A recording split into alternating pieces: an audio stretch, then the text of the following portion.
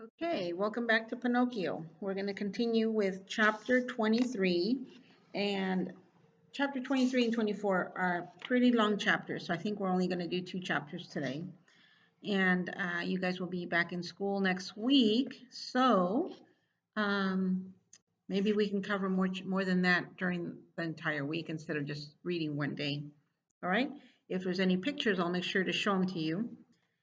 So, chapter 23, it gives us a little insight into what is going to happen in this chapter. It says, Pinocchio mourns the death of the beautiful child with the blue hair.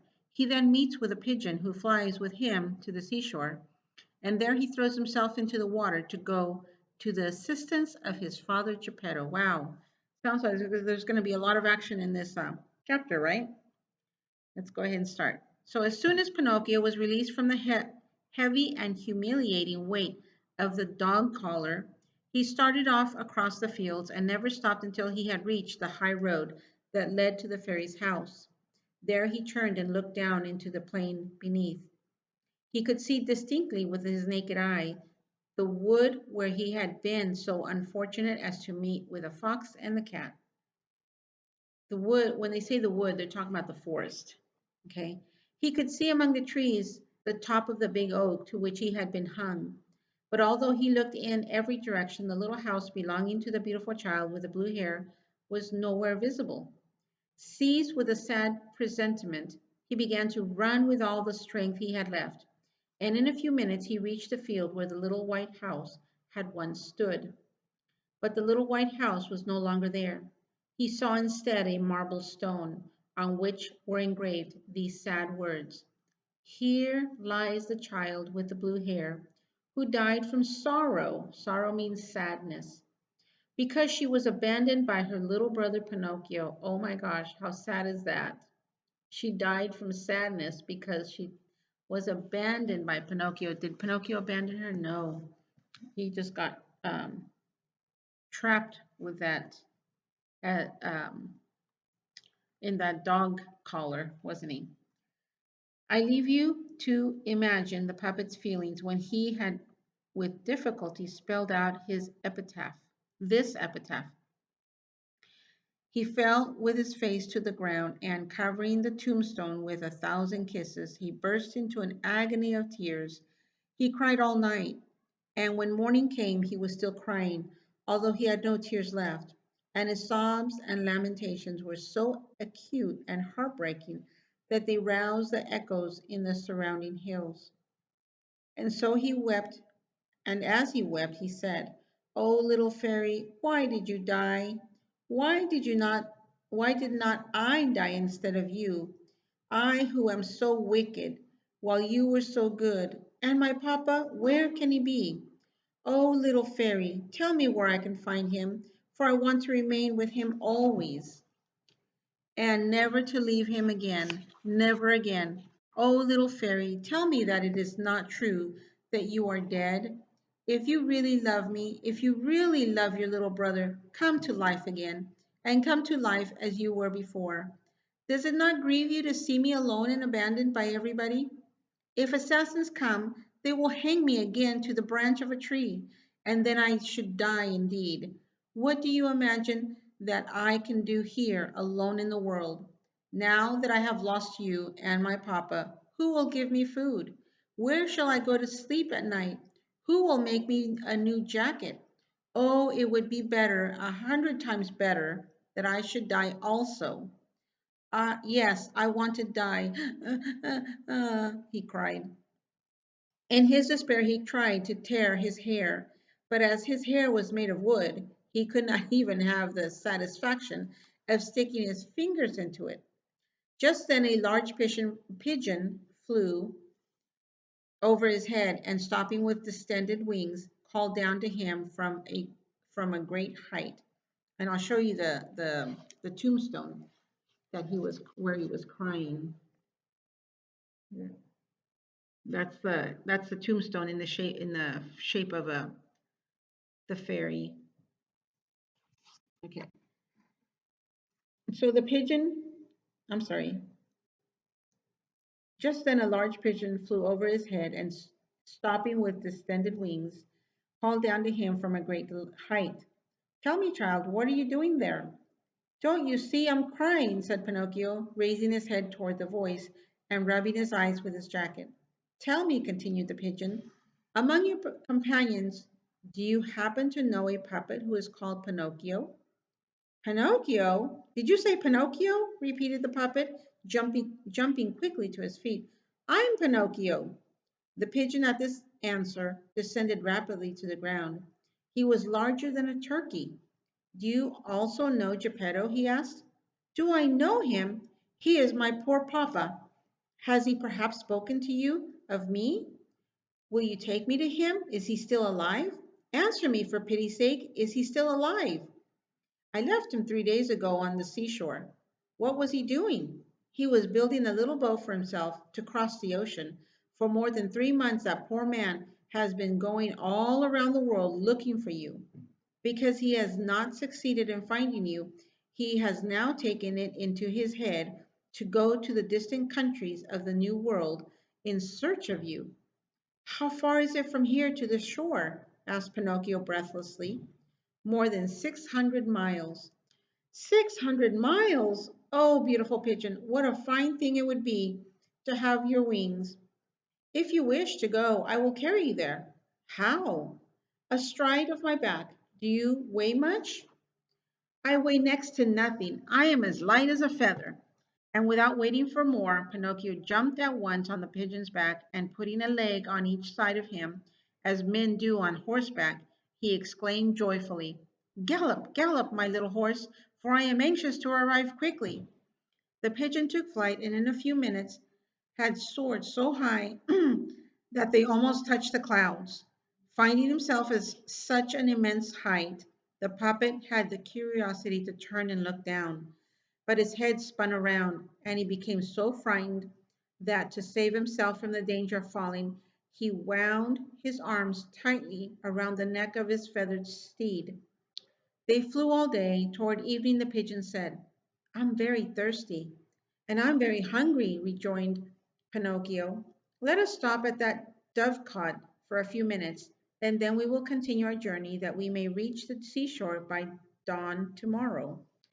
They went into a deserted dovecot where they found nothing but a basin full of water and a basket full of vetch.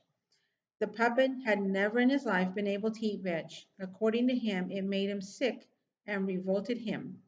That evening, however, he ate the repletion, and when he had nearly emptied the basket, he turned to the pigeon and said to him, I never could have believed that vetch was so good. Now, I'm going to be honest with you, I don't know what vetch is, so I'm going to Google it. Vetch. Okay, so vetch is a plant from the pea family.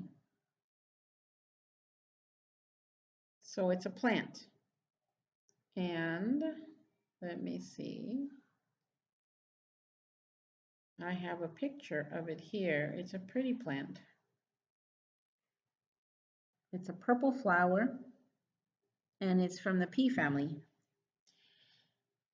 Be assured, my boy, replied the pigeon, that when hunger is real and there's nothing else to eat, even vetch becomes delicious.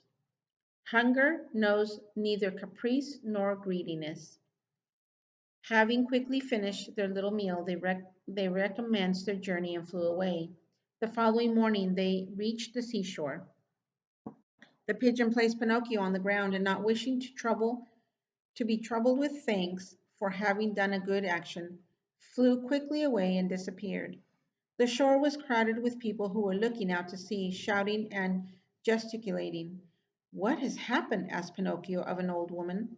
A poor father who has lost his son has gone away in a boat to search for him on the other side of the water, and today the sea is tempestuous, and the little boat is in danger of sinking.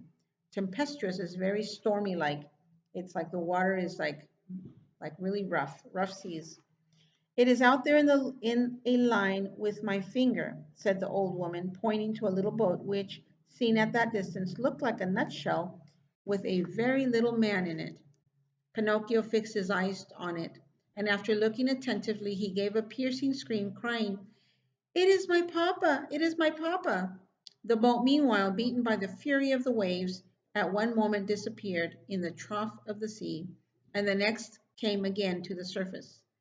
Pinocchio, standing on the top of a high rock, kept calling to his father by name and making every kind of signal to him with his hands, his handkerchief, and his cap. And although he was far off, so far off, Geppetto appeared to recognize his son, for he also took off his cap and waved it, and tried by gestures to make him understand that he would have returned if it had been possible, but that the sea was so tempestuous that he could not use his oars or approach the shore. Suddenly a tremendous wave arose, and the boat disappeared. They waited, hoping it would come again to the surface, but it was seen no more. "Poor man," said the fishermen, who were assembled on the shore, and murmuring a prayer, they turned to go home.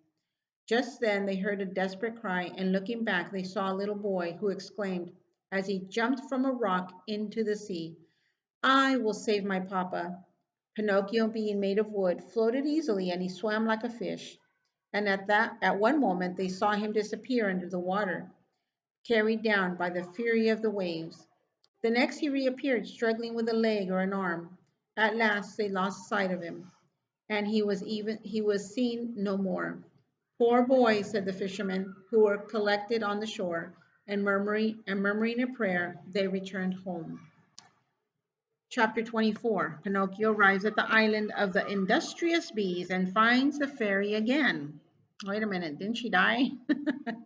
Remember when he first met her, she was dead, then she was alive, and then she died, and it looks like she's going to be alive again. Pinocchio, hoping to be in time to help his father, swam the whole night. And what a horrible night it was! The rain came down in torrents. It hailed, the thunder was frightful, and the flashes of lightning made it as light as day. Toward morning he saw not far off a long strip of land. It was an island in the midst of the sea. He tried his utmost to reach the shore, but it was all in vain. The waves, racing and tumbling over each other, knocked him about as if he had been a stick or a wisp of straw. At last, fortunately for him, a billow rolled up with such fury and impetuosity that he was lifted up and thrown violently far on to the sands. He fell with such force that as he struck the ground, his ribs and all his joints cracked. And he comforted himself, saying, "This time also I have made a wonderful escape." Little by little, the sky cleared, the sun shone out in all his splendor, and the sea became as quiet and smooth as oil. The puppet put his clothes in the sun to dry and began to look in every direction in hopes of seeing on the vast expanse of water a little boat with a little man in it. But although he looked and looked, he could not see but the sky and the sea and the sand of some ship, but so far away that it seemed no bigger than a fly. "If I only knew what this island was called," he said to himself. "If I only knew whether it was inhabited by civilized people. I mean by people who have not got the bad habit of hanging boys on the branches of the trees. But who can I ask? Who, if there is nobody?" This idea of finding himself alone, all alone in the midst of a great uninhabited country made him so melancholy that he was just beginning to cry. But at that moment, in a short distance from the shore, he saw a big fish swimming by. It was going quietly on its own business with its head out of the water. And not knowing its name, the puppet called to it and in a loud voice to make himself heard. "Eh, Sir Fish, will you permit me a word with you?" "Two, if you like," answered the fish, who was a dolphin, and so polite that few like him are to be found in any sea in the world. "Will you be kind enough to tell me that if there are villages in this island where it would be possible to obtain something to eat without running the danger of being eaten myself?" "Certainly there are," replied the dolphin. "Indeed, you will find one at the short distance from here." "And what road must I take to get there?" "You must take the path to your left and follow your nose. You cannot make a mistake." Will you tell me another thing? You who swim about the sea all day and all night, have you by chance met a little boat with my papa in it? And who's your papa? He is the best papa in the world, while it would be difficult to find a worse son than I am. At least he's honest, isn't he? During the terrible storm last night, answered the dolphin, the little boat must have gone to the bottom. And my papa? He must have been swallowed by the terrible dogfish, who for some days past has been spreading devastation and ruin in our waters. Is this dogfish very big? Asked Pinocchio, who was already beginning to quake with fear. Big, replied the dolphin. That you may form some idea of his size, I need only tell you that he is bigger than a five-story house, and that his mouth is so enormous and so deep that a railway train with its smoking engine could pass easily through his throat, down his throat. Mercy upon us, exclaimed the terrified puppet, and putting on his clothes with the greatest haste, he said to the dolphin, Goodbye, Sir Fish. Excuse the trouble I have given you, and many thanks for your politeness. He then took the path that had been pointed out to him and began to walk fast, so fast indeed that he was almost running, and at the slightest noise he turned to look behind him, fearing that he might see the terrible dogfish with a railway train in its mouth following him. And after a walk of half an hour he reached a little village called the Village of the Industrious Bees. The road was alive with people running here and there to attend to their business. All were at work and had something to do. You could have found an idler or a vagabond, not even if you had searched for him with a lighted lamp. Ah, said the lazy Pinocchio at once, I see that this village will never suit me. I wasn't born to work. So this village, industrious means that people are always working, doing something, making something, okay? And not a single lazy person in this town. And he says, oh, this town's not for me because I'm lazy. He said, I wasn't born to work. In the meanwhile, he was tormented by hunger, for he had eaten nothing for 24 hours, not even vetch. What was he to do? There were only two ways by which he could obtain food, either by asking for a little work or by begging for half a penny or for a mouthful of bread. He was ashamed to beg, for his father had always preached to him that no one had a right to beg except the old and the sick. The only poor in this world really deserving of compassion and assistance are those who from age, in other words, their old age, or sickness are no longer able to earn their own bread with the labor of their hands. It is the duty of everyone else to work, and if they will not work, so much the worse for them if they suffer from hunger. At that moment a man came down the road, tired and panting for breath. He was dragging along with fatigue and difficulty two carts full of charcoal. Pinocchio, judging by his face that he was a kind man, approached him and casting down his eyes with shame, he said to him in a low voice, Would you have the charity to give me a half a penny? For I'm dying of hunger. You shall have not only half a penny, said the man, but I will give you 2 pence, provided that you help me to drag home these two carts of charcoal. I'm surprised at you, answered the puppet in a tone of offense. Let me tell you that I am not accustomed to do the work of a donkey. I have never drawn a cart. So much the better for you, answered the man. Now, my boy, if you are really dying of hunger, eat two fine slices of your pride and carry on his shoulders a basket of lime. I'm sorry. No, he said, now, my boy, if you are really dying of hunger, then you can eat two slices of your pride and be careful not to get indigestion. Boy, was that sarcastic, wasn't it? A few minutes afterwards, a mason passed the road. A mason is a bricklayer. A mason passed down the road carrying on his shoulders a basket of lime. Lime is a powder that they use to mix to make like cement. Would you have the charity, good man, to give a half a penny to a poor boy who is yawning for want of food?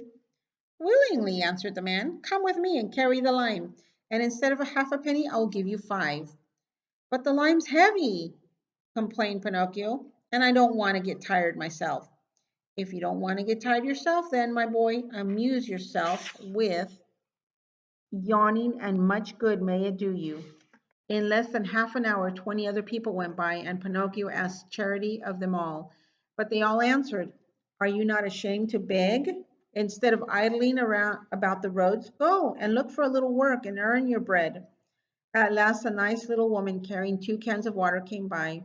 "Will you let me drink a little water out of your can?" asked Pinocchio, who was burning with thirst. "Drink, my boy, if you wish it," said the little woman, setting down the 2 cans. Pinocchio drank like a fish, and as he dried his mouth, he mumbled, "I have quenched my thirst. If I could only appease my hunger." The good woman, hearing these words, said at once, "If you will help me to carry home these 2 cans of water, I will give you a fine piece of bread." Pinocchio looked at the can and answered neither yes nor no.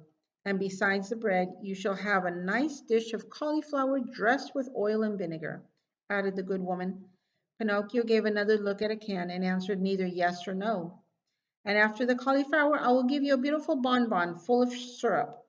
The temptation of this last dainty was so great that Pinocchio could resist no longer, and with an air of decision he said, "I must have patience. I'll carry your can to your house." The can was heavy, and the puppet, not being strong enough to carry it in his hand, had to resign himself to carrying it on his head. And when they reached the house, the good little woman made Pinocchio sit down at a small table already laid, and she placed before him the bread, the cauliflower, and the bonbon. Pinocchio did not eat, he devoured. His stomach was like an apartment that had been left empty and uninhabited for 5 months. And when his ravenous hunger was somewhat appeased, he raised his head to thank his benefactress. But he no longer sooner, I'm sorry, but he had no sooner looked at her than he gave a prolonged "Oh!" of astonishment, and continued staring at her with a wide open eyes, his fork in the air and his mouth full of bread and cauliflower, as if he had been bewitched. "What has surprised you so much?" asked the good woman, laughing. "It is," answered the puppet, "it is that you are alike, that you remind me, yes, yes, yes, the same voice, the same eyes, the same hair. Yes, yes, yes, you also have the same blue hair," she said. He's, as she said, "Oh, little fairy, tell me that it is you, really you. Do not make me cry any more. If you knew, I have cried so much, I have suffered so much." And throwing himself at her feet on the floor, Pinocchio embraced the knees of the mysterious little woman and began to cry bitterly. It was the fairy with the blue hair. That was a woman that fed him. Okay, we're going to stop there, and it went kind of long. So we're going to continue with chapter 25 next week when you're back in class. So it will not be on video. Okay, when we did this book as a literature book, we before we went on lockdown, we ended at chapter 29. So we're 4 chapters away from where we left off, and then we're going to continue so you can find out the ending of the story for those of you guys who are interested in the end. Okay, we'll see you on Monday. All right, bye bye.